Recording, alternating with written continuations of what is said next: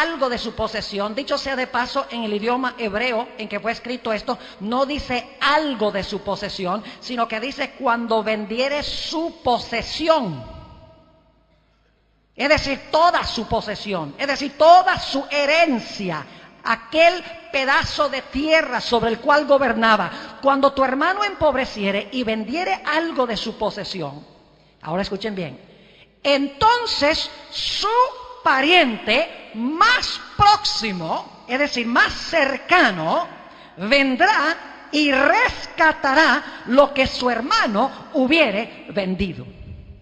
El único que podía recuperar la tierra que se había vendido era un pariente cercano, preferiblemente un hermano, tenía que ser un familiar. Ahora, ¿qué tal si el individuo se había vendido a servidumbre? Ya no era señor, sino que era siervo o esclavo. En el mismo libro de Levítico, el capítulo 25 y los versículos 48 y 49, encontramos una descripción de lo que pasaba cuando una persona se había vendido a servidumbre él, no solo su herencia, sino él mismo. Dice en el versículo 48 de Levítico 25, después que se hubiere vendido, es decir, ahora es esclavo, no es señor, podrá ser rescatado. Uno de sus hermanos lo rescatará. Es decir, un hermano tenía que pagar el precio para comprar o para pagar por la esclavitud de su hermano, para pagar por la herencia de su hermano.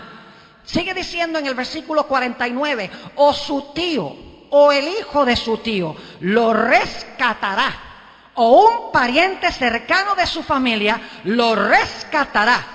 O si sus medios alcanzaren, él mismo se rescatará. Pero ¿con qué se iba a rescatar a sí mismo? Eso es muy hipotético, no era posible, porque se había vendido a esclavitud. Alguien tenía que redimirlo y tenía que ser un pariente cercano. Alguien tenía que redimir la posesión perdida, tenía que ser un familiar cercano, preferiblemente un hermano. Ahora, no voy a leer el texto, pero en el libro de Ruth, que vamos a estudiar mañana en la tarde, Dios mediante, el capítulo 4 y el versículo 5, dice que cuando el padre de la familia moría, y había peligro de que el nombre familiar desapareciese de una vez para siempre de la historia, podía venir un pariente cercano para casarse con la esposa de ese hombre, para suscitar el nombre de ese individuo para que no desapareciera. Tres funciones. Primero, librar al que se había vendido como siervo, ya no era señor. Segundo, un pariente cercano que podía redimir la herencia o la posesión perdida. Número 3, un pariente cercano que pudiese perpetuar el nombre que estaba en peligro de desaparecer perpetuamente de la historia. Ahora, como les mencioné, esta ley mosaica solamente es una figura o una ilustración de algo mucho más grande. Porque es una ilustración en miniatura en la ley mosaica de la gran liberación que iba a venir a la raza humana. Era un ejemplo local que debía ilustrar a nivel universal quién podía recuperar la herencia perdida, el reino perdido y el nombre que parecía a punto de desaparecer, porque la Biblia dice que la paga del pecado es muerte. El hombre iba a ser borrado de una vez por todas del libro de la vida. El hombre necesitaba un campeón, un pariente cercano que pudiese cumplir esta responsabilidad. Pero el problema es que no había un ser humano que fuese pariente de otros seres humanos que hubiese vencido a Satanás, que no se hubiese vendido a esclavitud de él, que no hubiese vendido su herencia y que no mereciera que su nombre fuese extirpado de la historia.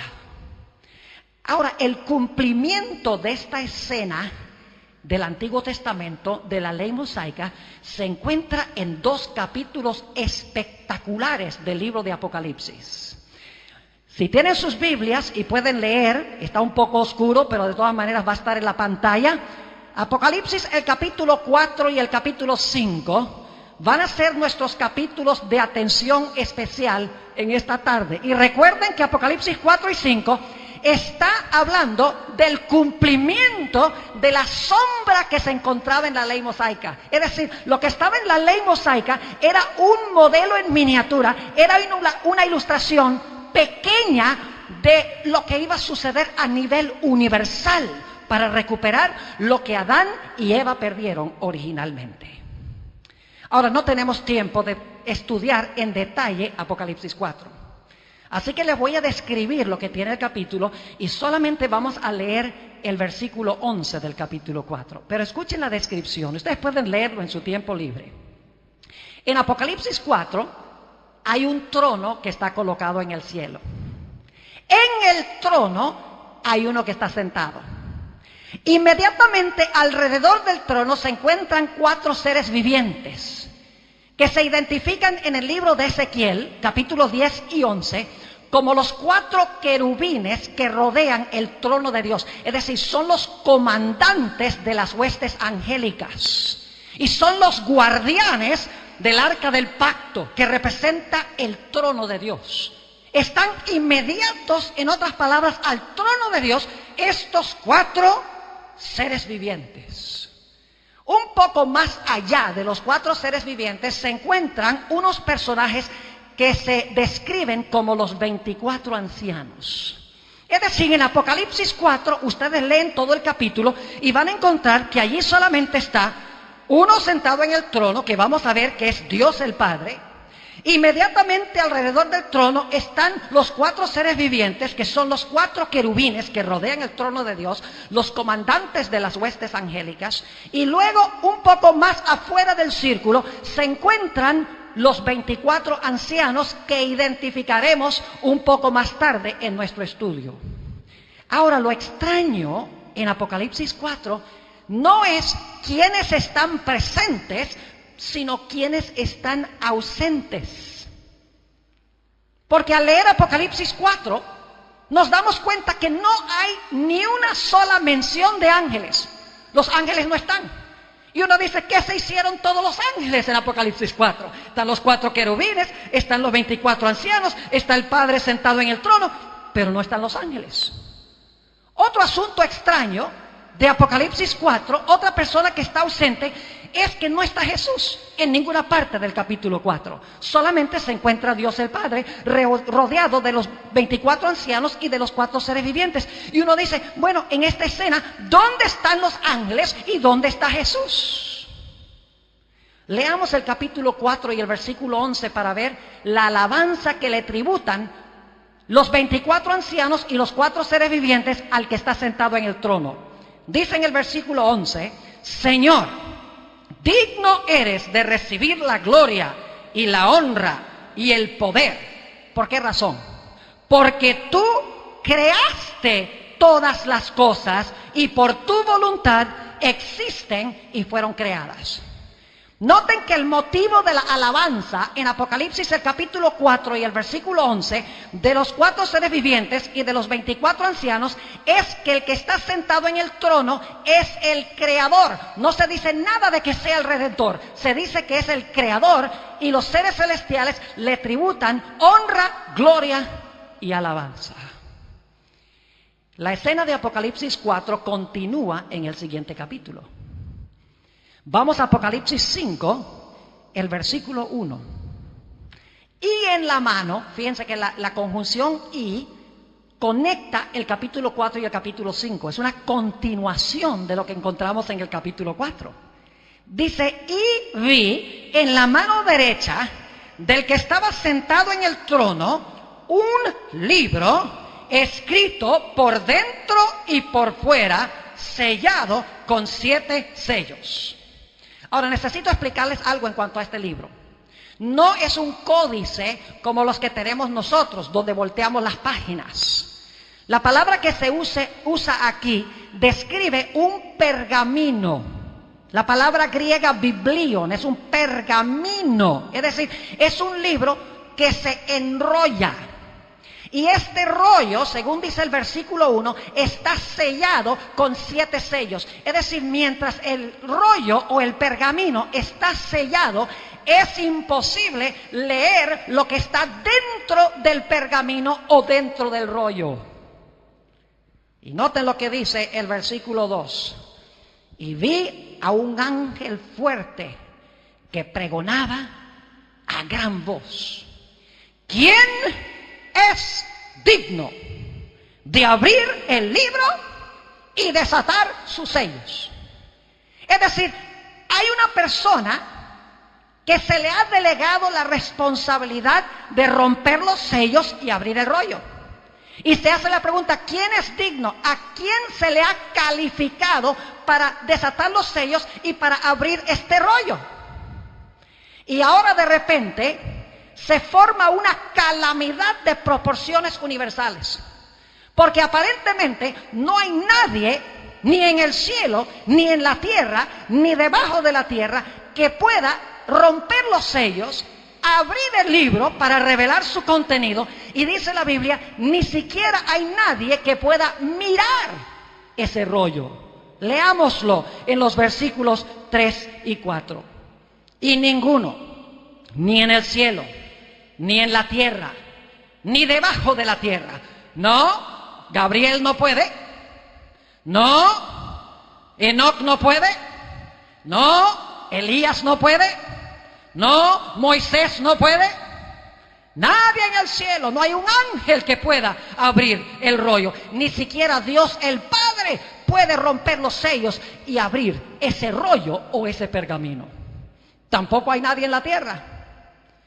Hubo muchos héroes muy grandes en la tierra: Abraham, Isaac, Jacob, David, Jeremías, Isaías, Nehemías, Elías. Pero no hay ni uno solo en el planeta Tierra que pueda romper los sellos, abrir el rollo, ni siquiera de mirar el rollo. Y no hay nadie tampoco debajo de la tierra. Lo que quiere decir esta expresión, ni en el cielo, ni en la tierra, ni debajo de la tierra, es que no había en todo el universo una persona que pudiese abrir este rollo, romper sus sellos y revelar el contenido de este rollo. Ahora, quiero recalcar que lo que contiene este rollo es de suprema importancia. Es de una inmensa significación. Porque el versículo 4 nos dice que el apóstol Juan, quien está escribiendo el libro de Apocalipsis bajo inspiración divina, dice en cuanto a él: y yo lloraba mucho, porque no se había hallado a ninguno digno de abrir el libro, ni de leerlo, ni de mirarlo. Ahora, en el idioma griego hay dos palabras que se traducen llorar. Una palabra se usa para describir a una persona que llora normalmente, derrama lágrimas. Pero la palabra que se usa aquí no es la palabra común y normal para llorar.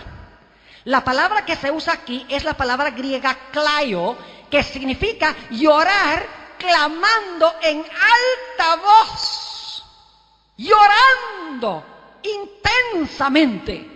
Es la misma palabra que se usa, por ejemplo, del apóstol San Pedro, cuando por tercera vez negó al Señor Jesucristo. Y dice la Biblia que salió del tribunal de Pilato y lloró amargamente. Es decir, este es un llorar de Juan que es amargo. Hay algo de una importancia de vida y muerte dentro de ese rollo. Y si no se consigue a alguien digno de romper los sellos y abrir el rollo, el resultado será una calamidad de proporciones universales. La pregunta clave es: ¿qué contiene ese rollo? Afortunadamente, el testimonio de la arqueología nos ayuda a entender qué contiene ese rollo de Apocalipsis 5.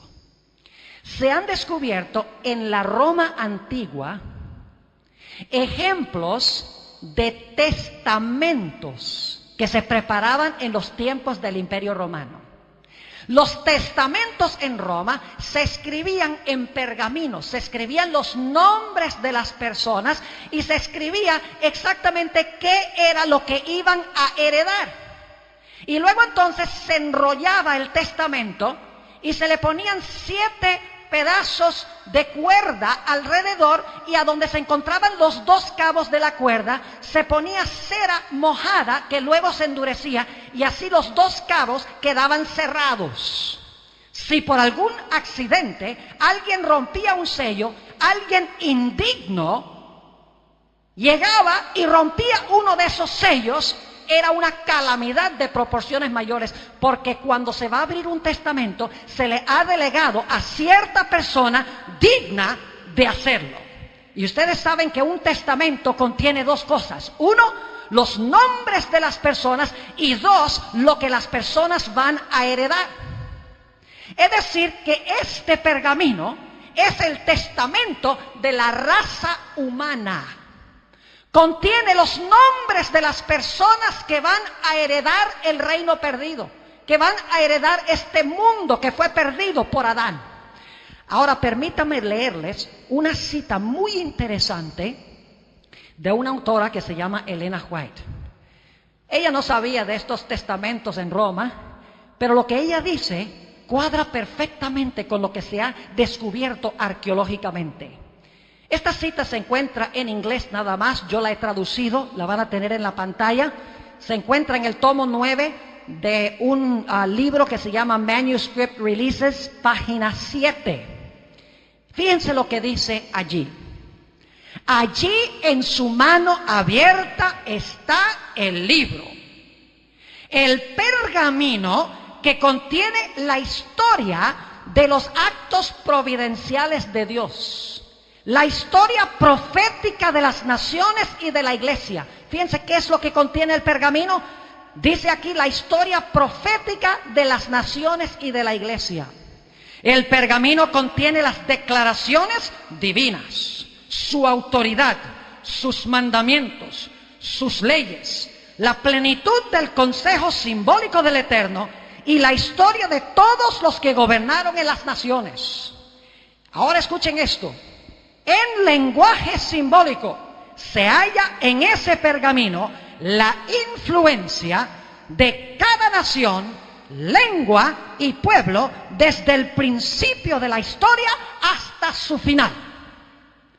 En otras palabras, ese pergamino o ese rollo contiene cada detalle de la historia de la raza humana, las leyes de Dios, cómo obró la providencia de Dios, las profecías que se dieron, la historia de la iglesia y la historia de cada individuo dentro del desarrollo histórico. Es decir, que cuando se abre ese rollo, se revela quienes en realidad fueron fieles a Dios y recibieron a Jesús, y por lo tanto van a recuperar la herencia perdida, van a ser librados de la servidumbre, y se revela quienes por sus decisiones a través de la historia no merecen heredar la herencia perdida, no merecen que sus nombres sean perpetuados en el libro de la vida, no merecen recuperar la herencia perdida. Es decir, en ese rollo se encuentra la descripción de los que van a heredar lo que se perdió y los que no lo van a heredar. Es decir, que si no se abre lo que está en ese rollo, la raza humana en su totalidad está perdida, porque el testamento de la raza humana queda cerrado. Y por eso es que Juan llora y clama, porque Juan vivió en el Imperio Romano. Él sabía qué contenía este pergamino, y por lo tanto dice la Biblia que llora amargamente. Lo lindo es que ahora la escena cambia. En Apocalipsis el capítulo 5 y el versículo 5 dice esto: y uno de los ancianos me dijo: no llores, he aquí que el león de la tribu de Judá, la raíz de David, ha vencido. ¿Qué es lo que ha hecho? ¿A qué? Ha vencido. ¿A quién? ¿A quién ha vencido? Ha vencido a Satanás. Porque el enemigo de Jesús durante su tiempo aquí en la tierra fue Satanás, el pecado, el mundo. Jesús vino a lidiar en batalla contra el diablo como lidió en el cielo. Así que este anciano dice: no llores, he aquí que el león de la tribu de Judá, la raíz de David, ha vencido para abrir el libro y desatar sus 7 sellos. No te preocupes, Juan, que uno digno ha sido hallado, el león de la tribu de Judá. Ahora yo pregunto, ¿quiénes salían de la tribu de Judá? ¿Los qué? Los reyes. Es decir, que el león de la tribu de Judá va a recuperar ¿qué cosa? El reino que se perdió. Porque ha vencido. Porque ha saqueado al reino del enemigo. Ahora, como león de la tribu de Judá, él tiene derecho a tomar el reino, a tomar el territorio y a reinar con sus súbditos que recibieron al Señor Jesucristo. Ahora, lo lindo es que cuando el Cordero se presenta allí, y fíjense que en el capítulo 4 el Cordero no estaba. Ahora en el capítulo 5 llega el Cordero. ¡Qué interesante! Capítulo 4 está uno sentado en el trono, Dios el Padre, los 4 querubines, los 24 ancianos, los ángeles no están, el Hijo no está. En el capítulo 5 se ve el libro, ahora de repente llega el león de la tribu de Judá, pero cuando llega no se presenta como león, sino se presenta de una forma bien rara, bien extraña. Noten el versículo 6. Y miré, y vi que en medio del trono y de los 4 seres vivientes y en medio de los ancianos estaba en pie un cordero como inmolado.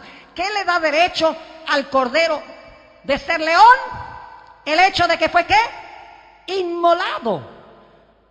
Dice, estaba en pie un cordero como inmolado. No olviden estos detalles, son muy importantes. Que tenía 7 cuernos y 7 ojos, los cuales son los 7 espíritus de Dios enviados por toda la tierra. El anciano habla del león de la tribu de Judá, pero luego cuando se mira, resulta que el león, antes de ser león, es un ¿qué? Un cordero como inmolado.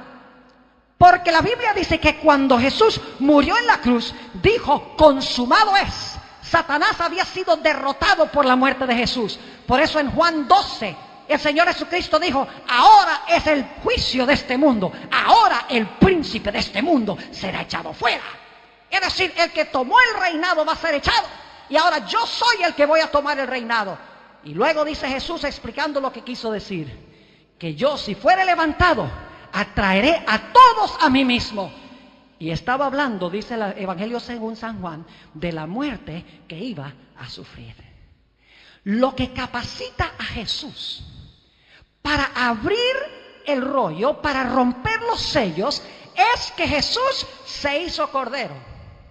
Pagó el precio de la redención para redimir el territorio, para redimir a los esclavos y para hacer posible que sus nombres fueran registrados en el libro. Es decir, el Señor Jesucristo se presentó como el campeón o como el redentor que se menciona en la ley mosaica. Ahora quiero que noten la reacción del cielo después que el Señor Jesucristo recibe el libro y se dice que Él es digno porque ha vencido, porque ha muerto, porque ha pagado el precio para redimir a los que estaban esclavos, para redimir la posesión, la tierra perdida, para redimir a los que eran reos de muerte. Fíjense la reacción del cielo. Primero cantan los 4 seres vivientes y los ancianos. Dice en el versículo 8, y cuando hubo tomado el libro, los 4 seres vivientes y los 24 ancianos se postraron delante del Cordero. Y todos tenían arpas y copas de oro llenas de incienso, que son las oraciones de los santos. Y cantaban un nuevo cántico diciendo, digno eres de tomar el libro y de abrir los sellos, porque tú fuiste inmolado y con tu sangre nos has redimido para Dios de todo linaje y lengua y pueblo y nación. Digno eres de abrir el rollo, porque fuiste inmolado y nos has redimido, nos has librado, has comprado la herencia perdida, has comprado la libertad, has hecho posible que nuestros nombres sean escritos en el libro de la vida, que no sean borrados. Pero la alabanza no termina con los 4 seres vivientes y con los 24 ancianos. Continúa luego con la hueste angelical. Vean qué interesante, ahora aparece en el capítulo 5 la hueste angelical. La pregunta es, ¿dónde estaban? En unos momentos les voy a decir de qué ocasión histórica está hablando Apocalipsis 5, porque esto sucedió en cierto momento histórico.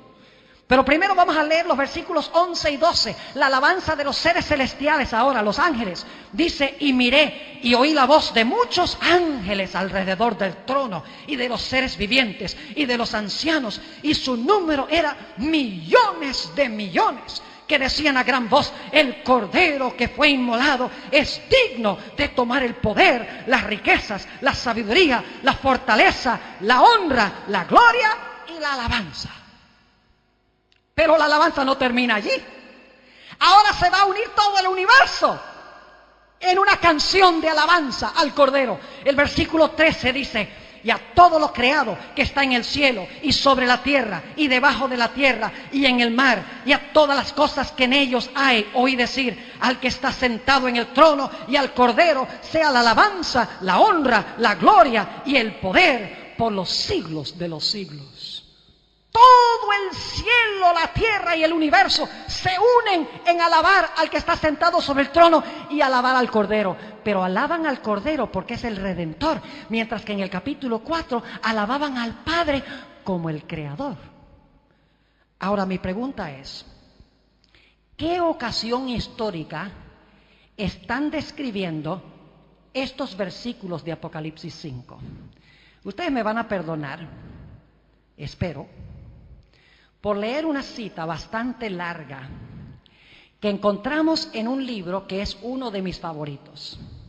Se llama El deseado de todas las gentes. Una biografía de Cristo escrita por Elena White. Ahora debo decirles algo en cuanto al deseado de todas las gentes. No es solo una biografía de Cristo. Es en realidad una filosofía de la historia, donde se relata el ministerio de Jesús, la muerte de Jesús, desde la perspectiva del gran conflicto entre Cristo y Satanás. La batalla. Pueden leer El deseo de todas las gentes y van a encontrar en casi cada página que Satanás está haciendo algo y Jesús está respondiendo de otra manera. No es como leer los evangelios, no es como leer otro libro biográfico de Jesús, porque los otros libros lo que hacen es describir lo que hizo Jesús durante su ministerio. Elena White se mete detrás del telón y ve que los eventos en la vida de Jesús en realidad son repercusiones de una controversia invisible de Satanás en contra de Jesús. En El deseo de todas las gentes, página 772, describe Elena G. de White la ascensión de Jesús al cielo 40 días después de su resurrección. Escuchen qué espectacular esto. Siempre me da miedo leer porque cuando yo miro hacia abajo, de pronto la gente puede perder la atención. Pero esto es demasiado bueno para describirlo yo en mis propias palabras. Fíjense lo que dice Elena White. Todo el cielo estaba esperando para dar la bienvenida al Salvador a los atrios celestiales. Mientras ascendía, ahora escuchen bien, mientras ascendía, iba adelante y la multitud de cautivos libertados en ocasión de su resurrección le seguía. Según Mateo 27, 52 y 53, Jesús cuando resucitó salieron del sepulcro también una muchedumbre de cautivos del sepulcro. Fueron resucitados con Jesús. Y cuando Jesús asciende, como general conquistador en la batalla que acaba de librar, atrás vienen los prisioneros que saqueó del reino del enemigo. Sigue diciendo, la hueste celestial con aclamaciones de alabanza y canto celestial acompañaba al gozoso séquito. ¿Quiénes están subiendo con Jesús? Los ángeles. Por eso en el capítulo 4 no están. Porque han venido a la tierra para buscar a su querido comandante. Sigue diciendo, al acercarse a la ciudad de Dios, la escolta de ángeles demanda: alzado puertas vuestras cabezas y alzaos vosotras puertas eternas y entrará el Rey de Gloria. Gozosamente los centinelas de guardia responden: ¿quién es este Rey de Gloria? Dicen esto no porque no sepan quién es, sino porque quieren oír la respuesta de sublime loor. Jehová, el fuerte y valiente, Jehová el poderoso en batalla. Alzad, oh puertas, vuestras cabezas, y alzaos vosotras, puertas eternas, y entrará el Rey de gloria. Vuelve a oírse otra vez: ¿quién es este Rey de gloria? Porque los ángeles no se cansan nunca de oír ensalzar su nombre. Y los ángeles de la escolta responden: Jehová de los ejércitos, Él es el Rey de la gloria. Ahora escuchen: entonces los portales de la ciudad de Dios se abren de par en par, y la muchedumbre angélica, fíjense que la muchedumbre angélica no está porque vienen con Jesús, y la muchedumbre angélica entra por ellos en medio de una explosión de armonía triunfante. Ese es el himno de los ángeles en Apocalipsis 5, 11 y 12. Ahora escuchen esto. Allí está el trono, el mismo trono de Apocalipsis 4. Allí está el trono. Y en derredor el arco iris de la promesa. El trono de Apocalipsis 4 tiene un arco iris encima. Allí están los querubines y los serafines. ¿Recuerdan los 4 seres vivientes? Los comandantes de las huestes angélicas, los hijos de Dios, los representantes de los mundos que nunca cayeron, están congregados. ¡Qué espectacular! Los 4 seres vivientes, los representantes de los mundos que nunca pecaron. Dicho sea de paso, esos son los 24 ancianos. Muchos piensan que los 24 ancianos son aquellos que resucitaron con Cristo, que Cristo se llevó con él al cielo. No puede ser. Porque los 24 ancianos ya están alrededor del trono antes de que llegue Cristo con los cautivos. Elena de White especifica que son los representantes de los mundos que están allí. Toda la hueste celestial, ángeles y seres de otros mundos están allí, dice aquí. Sigue diciendo: el concilio celestial delante del cual Lucifer había acusado a Dios y a su Hijo. Los representantes de aquellos reinos sin pecado sobre los cuales Satanás pensaba establecer su dominio, todos están allí para dar la bienvenida al Redentor.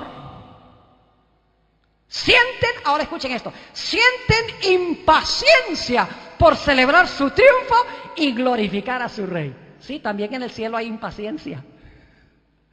Los ángeles no pueden esperar para rendirle tributo y gloria y alabanza a este general que ha vencido a Satanás, que ha vencido al pecado, que ha redimido lo que se había perdido y que ahora viene al cielo con los que ha rescatado del sepulcro. Pero ahora escuchen lo que pasa.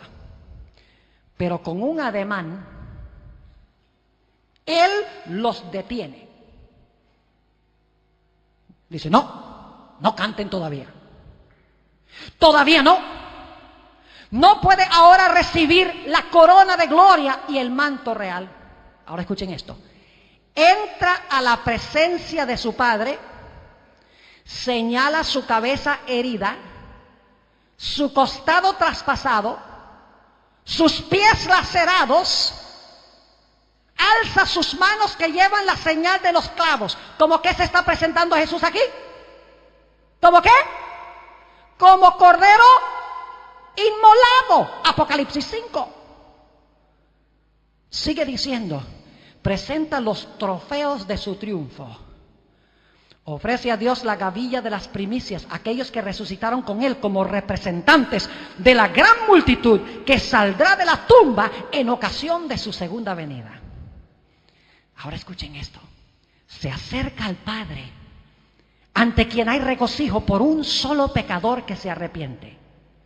Desde antes que fueran echados los cimientos de la tierra, el Padre y el Hijo se habían unido en un pacto para redimir al hombre en caso de que fuese vencido por Satanás. ¿Ven? Había un pacto para redimir al hombre si era vencido por Satanás. Ahí está la idea de la ley mosaica. Habían unido sus manos en un solemne compromiso de que Cristo sería fiador de la especie humana.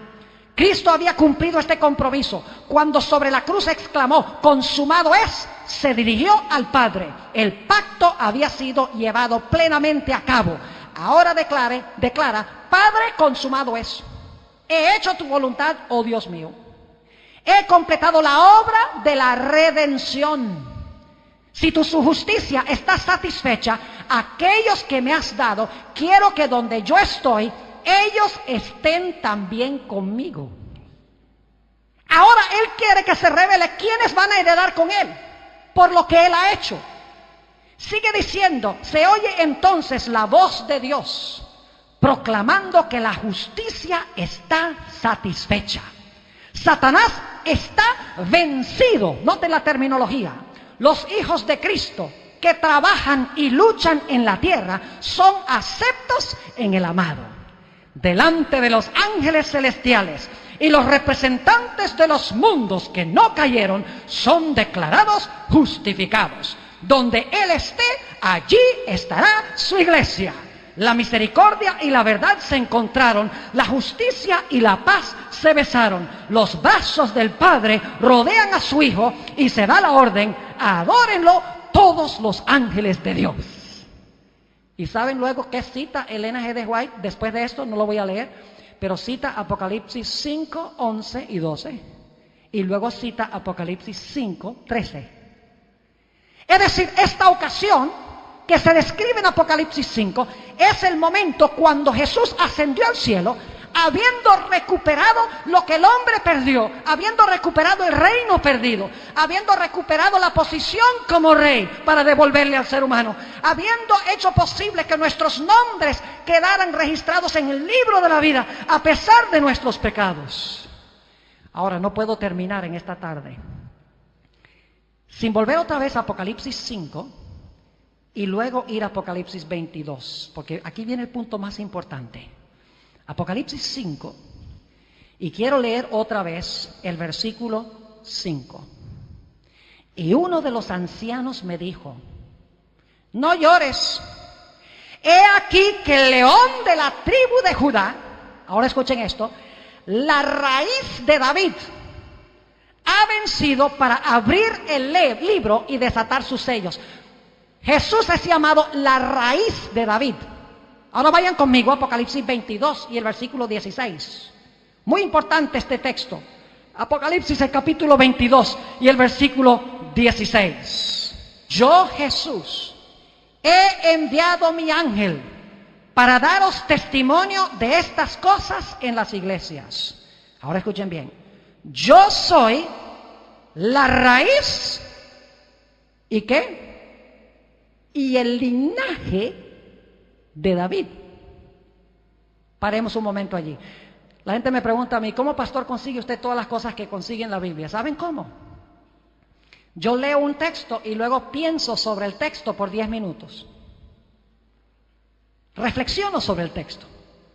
No es suficiente leerlo. Hay que leer un pasaje y decir, ¿cuándo esto está describiendo? ¿Cuándo pasó esto? ¿Por qué se dice de esta manera? ¿Dónde sucedió esto? ¿A qué se está refiriendo? Es decir, cuando leemos la Biblia, debemos reflexionar sobre la Biblia. Nada más leerla no es suficiente. Ahora, yo no sé si ustedes notaron algo interesante. Aquí dice que Jesús es la raíz y el linaje de David. Les hago una pregunta. ¿Creen ustedes que yo puedo ser al mismo tiempo padre de mi hijo e hijo de mi hijo? Y ustedes dicen, qué pregunta tan ridícula. ¿Cómo el pastor Bor dice que si él puede ser padre de su hijo y también hijo de su hijo? Obvio que eso es imposible. Pero Apocalipsis 22, 16 nos está diciendo que Jesús es la raíz de David y también el linaje. Es el padre de David y el hijo de David. Lo mismo sucede con Abraham. La Biblia dice que Jesús es el linaje de Abraham, pero Jesús dijo, antes que Abraham fuese, yo soy. Es decir, Jesús es el padre de Abraham y el hijo de Abraham. Es el padre de David y el hijo de David. Es la raíz de David y el linaje de David. ¿Por qué razón? Porque Jesús es el padre de David como Dios, mientras que es el hijo de David como hombre. ¿Recuerdan la ley mosaica? Solamente un pariente cercano podía redimir la posesión perdida, podía redimir la posición como rey perdida y redimir el nombre de la persona. Tenía que ser un pariente cercano. Pero Jesús, siendo Dios en el cielo, no era nuestro pariente cercano. Porque Él era Dios y nosotros éramos seres humanos. Por esa razón Jesús descendió del cielo y tomó carne de nuestra carne y hueso de nuestro hueso. Por eso dice en Hebreos 2 y el versículo 11 que el Señor Jesucristo no se avergüenza de llamarnos hermanos. Como no había nadie dentro de la raza humana que recuperaba el territorio perdido, que recuperara la posición de reinado perdido, que pudiera ser posible que nuestros nombres no fueran borrados del libro de la vida, como todos los seres humanos fueron derrotados, Jesús, quien es Dios, el Padre de Abraham y el Padre de David, vino a esta tierra, llegó a ser el hijo de Abraham, el hijo de David, para que pudiera ser nuestro pariente, hueso de nuestro hueso, carne de nuestra carne, sangre de nuestra sangre, para redimir lo que se había perdido. Si no pueden decirle amén a eso, no sé qué más decir. Oh, mis hermanos y hermanas, apreciados jóvenes, el Señor Jesucristo se hizo hombre para poder ser nuestro pariente cercano, para recuperar lo que se había perdido. Ahora quiero concluir con este pensamiento. ¿Cómo llegamos a nosotros a ser parientes de Jesús? El Señor Jesucristo se hizo pariente de la raza humana, se hizo nuestro hermano mayor. Pero no significa por eso que todos se van a salvar. Por eso se habla el pergamino, el rollo, para revelar en realidad quiénes fueron los hermanos y hermanas de Jesús. Ahora mi pregunta es, ¿cómo llegamos nosotros a ser hermanos y hermanas de Jesús? La respuesta es muy sencilla. Esto es maravilloso. ¿Saben ustedes que bíblicamente solamente hay uno que puede ser llamado técnicamente hijo de Dios, que es Jesús? Es más, el Evangelio según San Juan, hay una palabra, la palabra griega huios, de donde viene nuestra palabra hijo. Esa palabra hijo se le aplica solo a Jesús en el Evangelio según San Juan. Cuando San Juan quiere hablar de nosotros como hijos de Dios, usa la palabra teknon, nunca huios. Es decir, Jesús es hijo de Dios en un sentido especial, que no lo somos nosotros. Porque Jesús es hijo de Dios naturalmente, eternamente, según dice la Sagrada Escritura. La pregunta es, ¿cómo puedo yo llegar a ser hermano de Jesús? Fíjense qué lindo esto. Cuando yo me uno a Jesucristo, el Señor Jesucristo viene delante de su Padre y le dice, Padre, aquí estoy tu hijo. Y el Señor Jesucristo, el Padre mira al Señor Jesucristo y dice, sí, hijo mío, ¿qué me dices? Y Jesús dice, Padre, resulta que hay un individuo llamado Pastor Bor, que me ha recibido a mí como su Salvador. En el momento de su bautismo se unió a mi familia, fue adoptado como miembro de la familia. Ahora, Padre, a través de haberme aceptado a mí, ahora es mi hermano. Y entonces el Padre dice, oh, el Pastor Bor se bautizó y se entregó a Jesús, se entregó a ti, se hizo tu hermano. Pues si él es tu hermano, es mi hijo también.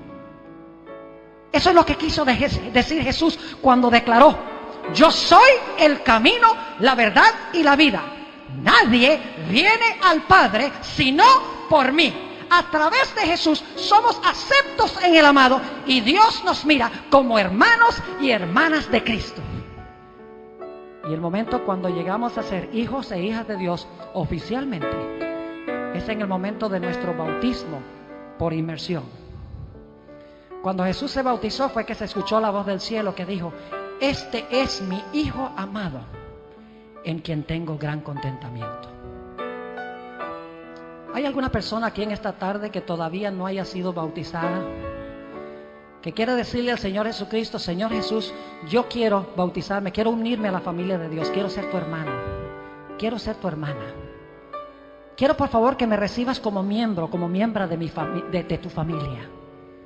Quiero que tú escribas mi nombre en ese pergamino, en ese rollo. Saben que si toman la decisión ahora, esa decisión se va a registrar en el pergamino, que se va a abrir finalmente para revelar que tú vas a heredar con Jesús. Hay alguien en esta tarde que quiere decirle al Señor Jesucristo: yo deseo en un futuro unirme contigo a través del bautismo. ¿Desea levantar la mano para decirle esto a Jesús? ¿Alguien en esta tarde que quiere decirle: sí, Señor Jesús, yo deseo en un futuro unirme a tu familia? ¿Quieren por favor levantar la mano? Yo quiero tener una oración para ustedes en esta tarde.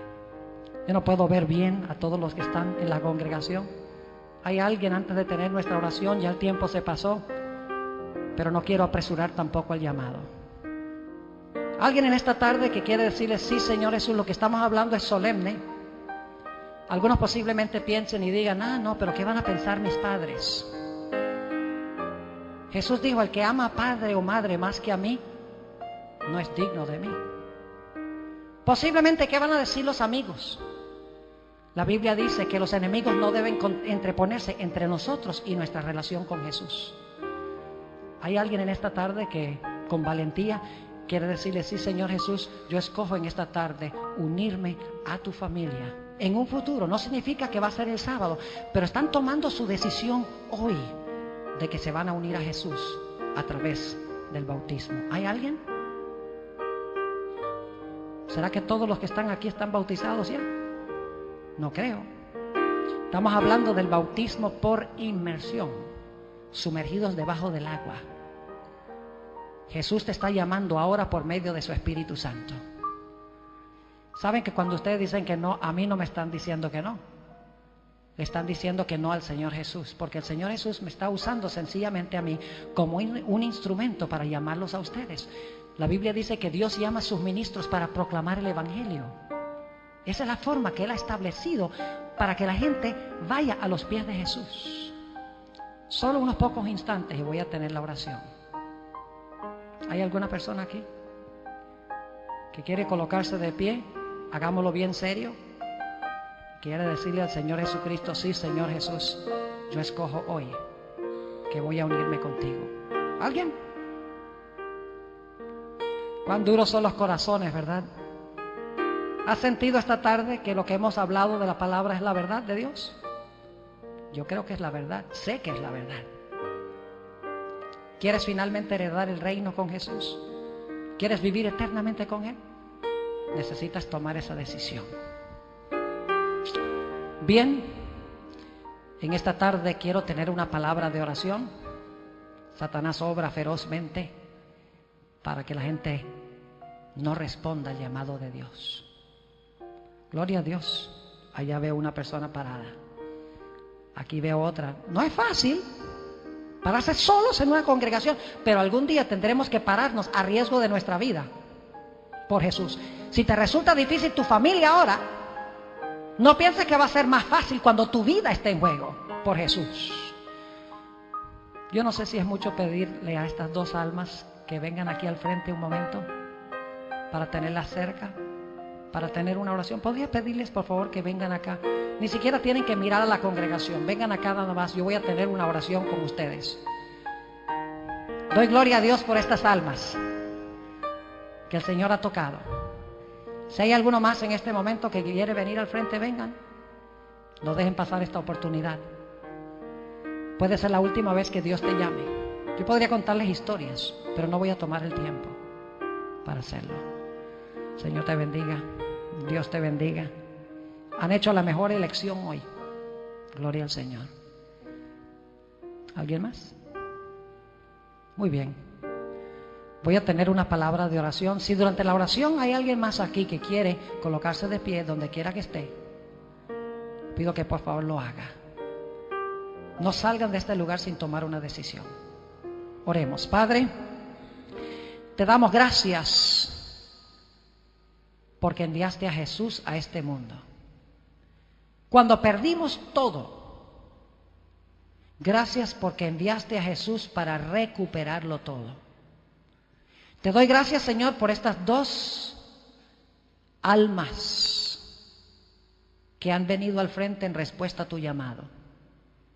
No es fácil, pero tú has dicho que el que se avergüence de ti, tú te avergonzarás de él o de ella. Te pido, Señor, que muy pronto, después de prepararse, estas queridas almas tuyas puedan sellar su pacto con Jesús a través del bautismo.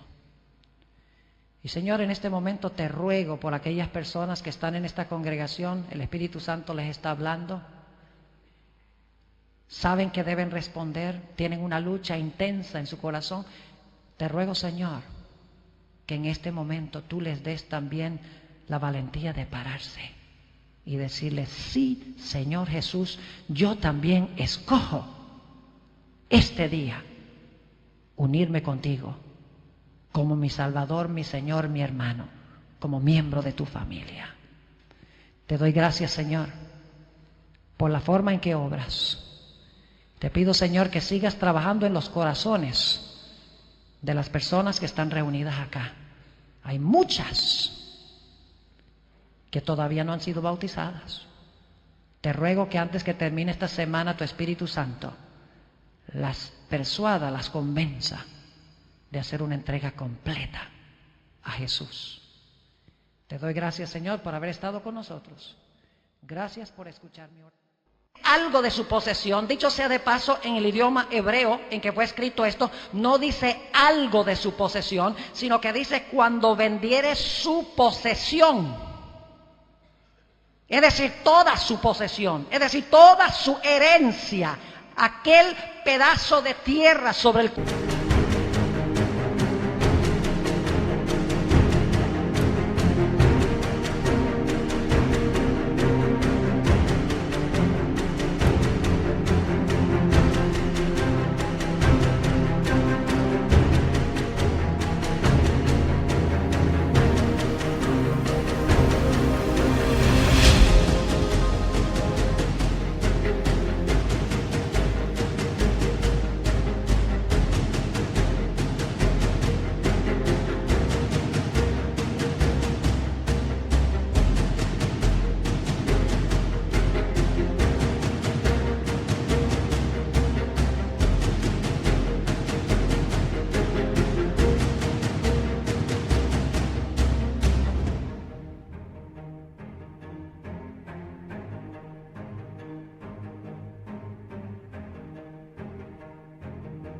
cual gobernaba.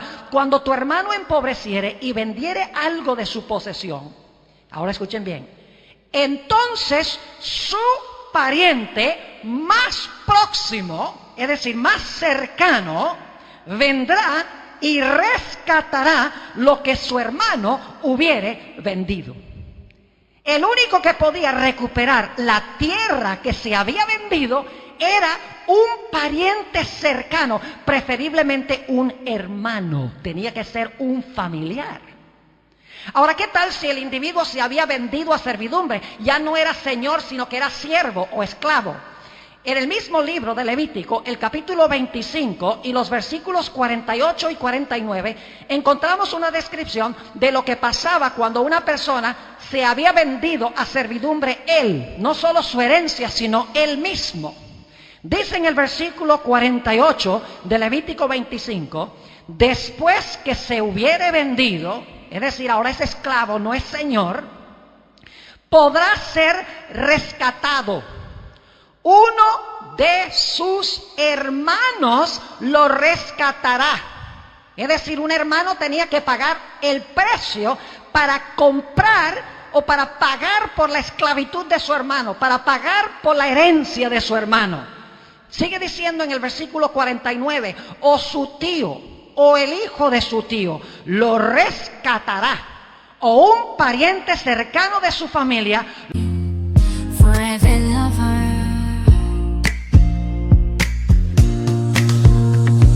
the depths of the darkest night, your love shines through, a guiding light.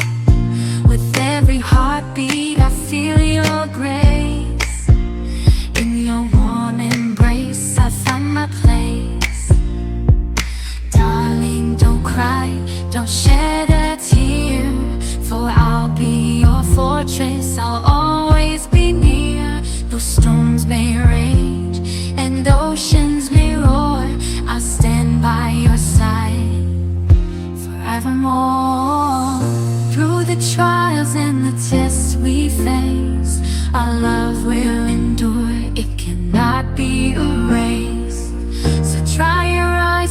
loving, take my hand, together we'll conquer. Lo rescatará. O si sus medios alcanzaren, él mismo se rescatará. Pero ¿con qué se iba a rescatar a sí mismo? Eso es muy hipotético, no era posible, porque se había vendido a esclavitud. Alguien tenía que redimirlo y tenía que ser un pariente cercano. Alguien tenía que redimir la posesión perdida, tenía que ser un familiar cercano, preferiblemente un hermano. Ahora, no voy a leer el texto, pero en el libro de Ruth, que vamos a estudiar mañana en la tarde, Dios mediante, el capítulo 4 y el versículo 5, dice que cuando el padre de la familia moría, y había peligro de que el nombre familiar desapareciese de una vez para siempre de la historia, podía venir un pariente cercano para casarse con la esposa de ese hombre, para suscitar el nombre de ese individuo para que no desapareciera. 3 funciones. Primero, librar al que se había vendido como siervo, ya no era señor. Segundo, un pariente cercano que podía redimir la herencia